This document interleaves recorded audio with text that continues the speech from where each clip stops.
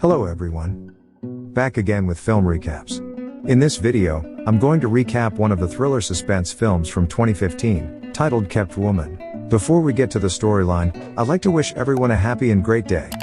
Without further ado, let's get straight to the storyline. Inspired by true events, the movie opens in New York City, where we meet a couple, Jessica and Evan, who are returning home after watching a play. However, when they arrive at their apartment, they're horrified to see it completely ransacked. It turns out they've been robbed, and to make matters worse, the robber is still there and holds them at gunpoint while demanding money and jewelry. A terrified Jessica has no choice but to hand over her wallet and the engagement ring, after which the robber finally runs away.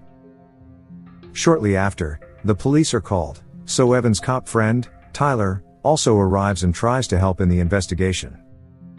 Jessica then asks him to be honest, and asks what are the chances of actually catching the robber, to which Tyler responds that it's very low. That night, Evan is in his bed sleeping, when he suddenly realizes that Jessica is not next to him. He gets up to look for her, and soon finds her packing boxes. It turns out that the entire situation has left Jessica extremely shaken, and she no longer wants to live in such an unsafe place. In the next scene, we see the couple leaving the city, and moving to a quiet suburban neighborhood. Evan is a bit worried about paying the mortgage, but Jessica assures him that they will be fine, as she will work on new projects. After moving their belongings, the couple takes a break to rest, when they suddenly hear a doorbell ring.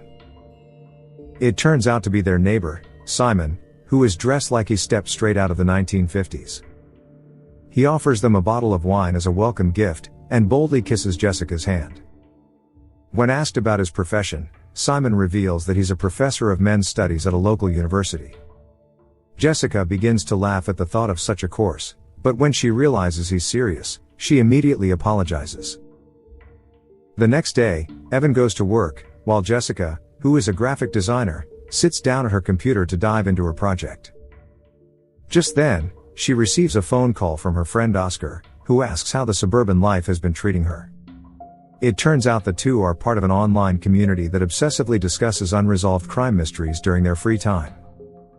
The two then begin discussing some juicy leads on a case they've been investigating, and soon lose track of time.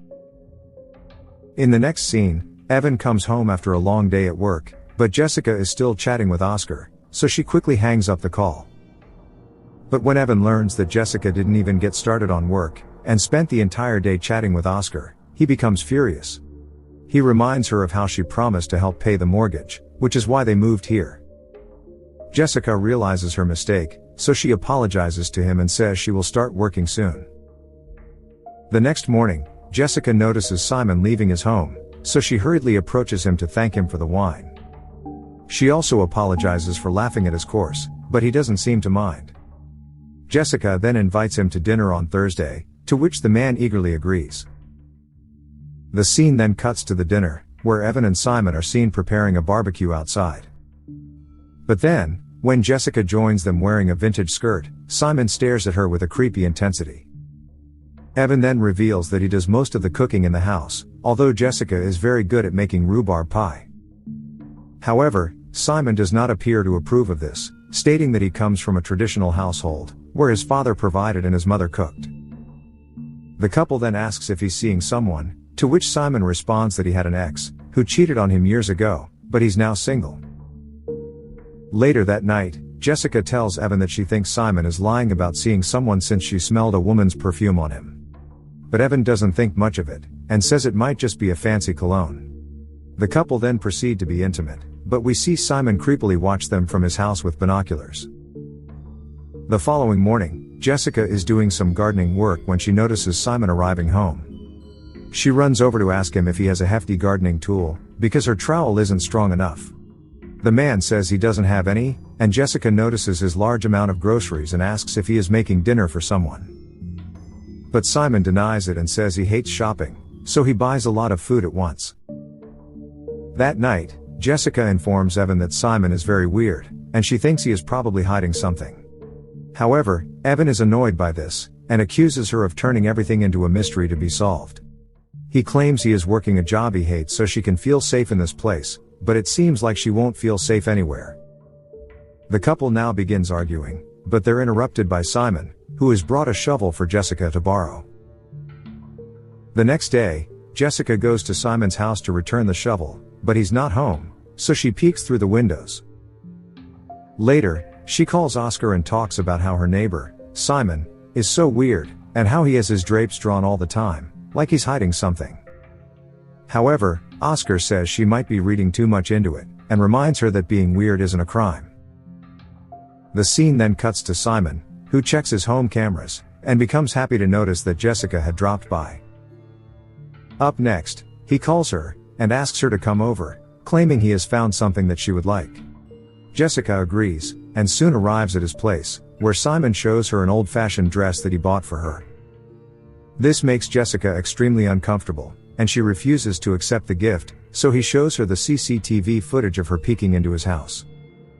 Here, he suddenly claims that when he saw her like that, he realized that she wanted to be with him. This makes Jessica extremely scared, but before she can escape,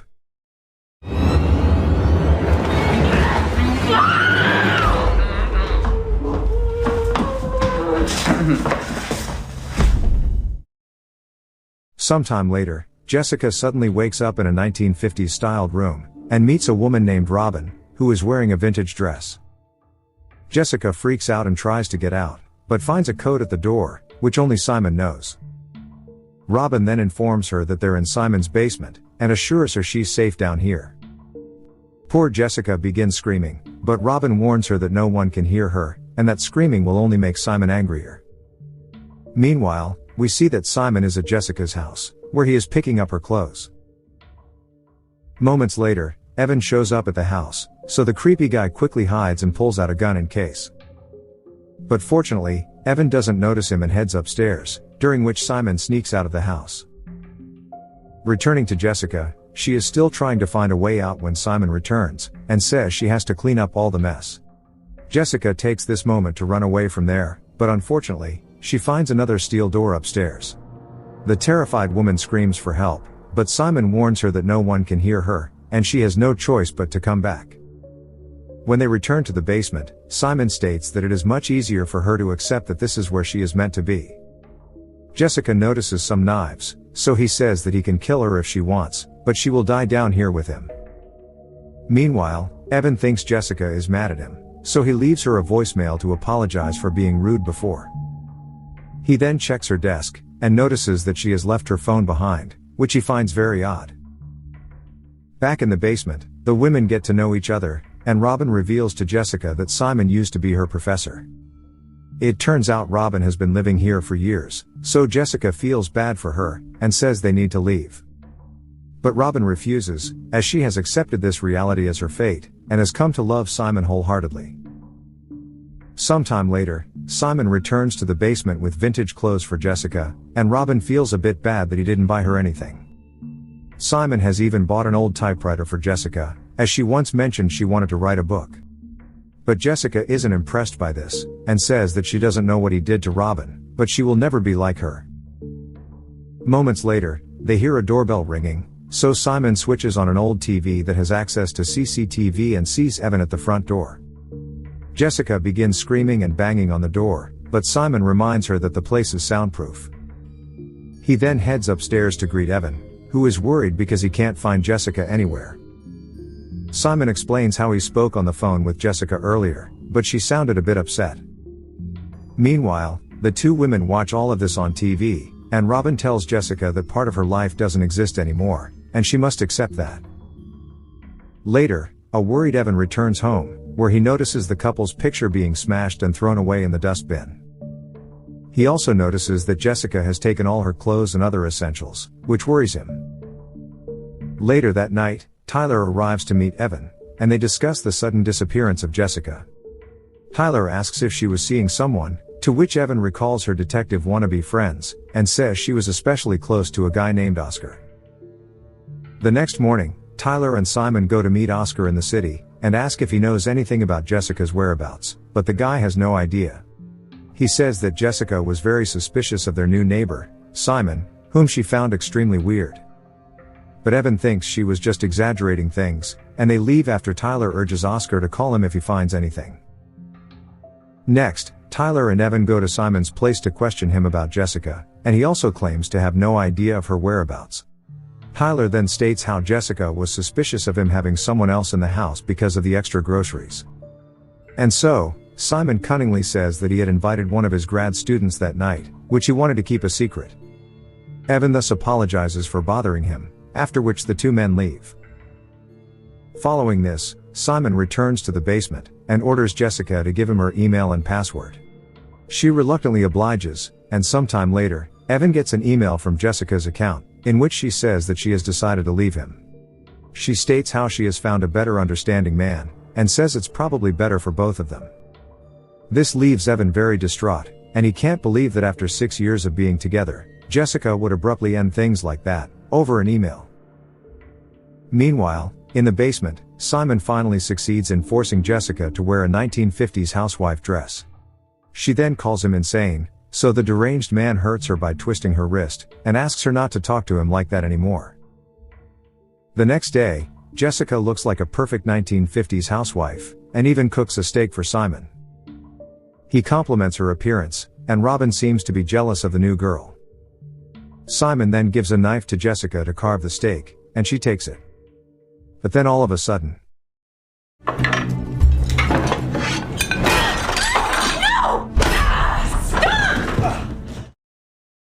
sometime later, the deranged man wakes up and finds himself tied to a chair. Jessica begins hitting him and demands the code for the door, but Simon says he'd rather die than give it. Frustrated, Jessica grabs a knife and threatens to cut him, but at this moment, Robin suddenly rushes in and attacks her. The two women begin fighting, which gives Simon enough time to break free. He then grabs Jessica by the neck and reminds her that this is her fate now, and it's best if she accepts it. That night, Jessica is crying in bed when Robin approaches and apologizes for betraying her. She says she had to do it, or else Jessica would have ended up like Megan.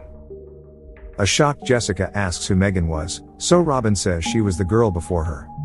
It turns out Megan tried to run away multiple times, so Simon made Robin kill her, which she can't go through again. The next day, Evan notices Simon with a wound on his head and asks what happened, so the psycho man claims to have been in a bike accident. Simon then invites him to watch a baseball game at his place, to which Evan agrees. Later, we see the two of them watching the game, and the women from the basement also notice them on TV. Jessica desperately tries to get his attention by making noise with a broom, but when Simon pulls a gun, she gets scared and stops. Sometime later, Simon approaches Jessica and menacingly tells her that if she tries anything clever again, he will brutally murder Evan. He then invites her to sleep with him, and poor Jessica has no other choice but to comply. The scene then cuts to 6 weeks later, where Evan has decided to accept that Jessica is gone and puts up the house for sale. Meanwhile, in the basement, Robin is furious with Jessica for spending 3 nights in a row with Simon, even though it wasn't her turn. That night, Simon and Robin are in bed, and she tells him how Jessica confessed that she is still in love with Evan. She further says Jessica is planning to escape again and asks for her help. Simon is stunned to hear this, and thanks her for telling him before going to confront Jessica. He angrily tells her how much he hates lying, since lying is a cancer that must be cut out. But then, and cancers need to be cut out.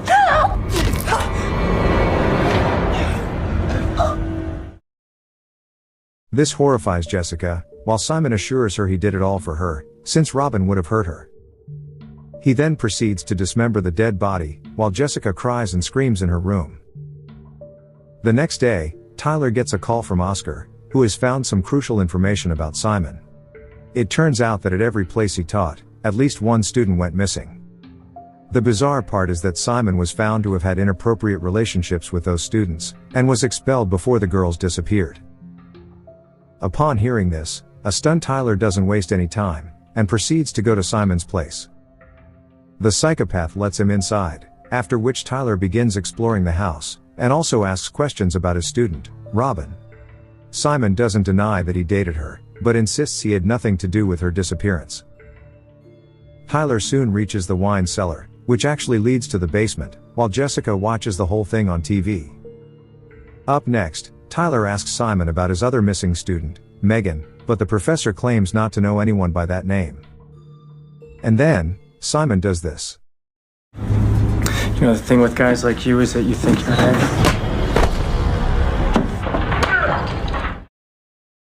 After dumping the body far away, Simon returns home and apologizes to Jessica for killing the officer. But Jessica remains calm and hugs him, saying he did what he had to do. Days later, Evan finally manages to sell the house, and Simon comforts him, saying it's probably for the best. Later, Simon arrives to see Jessica, and takes her out of the basement for the first time after being held captive. They go upstairs, where Simon gets ready with the gun, but she doesn't scream, or try to escape. He then takes her to the window and shows the sold sign on her former house. Simon asks how that makes her feel, to which Jessica says she feels bad for Evan, and suggests giving him a farewell gift. And so, Simon says he will give him a bottle of wine that he likes, to which Jessica agrees. Afterwards, Simon goes to see Evan with the wine, and they drink together while saying their goodbyes. While Simon prepares to leave, Evan notices a lipstick mark on his collar, which leaves him shocked because Jessica used to do that to him when they were together. The next morning, Jessica tells Simon that she wants to bake a rhubarb pie for him today, to which the man excitedly agrees. Elsewhere, Evan is preparing to leave the house when he gets a call from Oscar, who says he just heard about Tyler's murder. He explains that before the incident, he spoke to Tyler about Simon, and the officer must have gone to visit him. This leaves Evan shocked, so he decides to confront the suspicious man. Later on, Jessica and Simon are enjoying the rhubarb pie in the basement, and she makes him eat with his hands.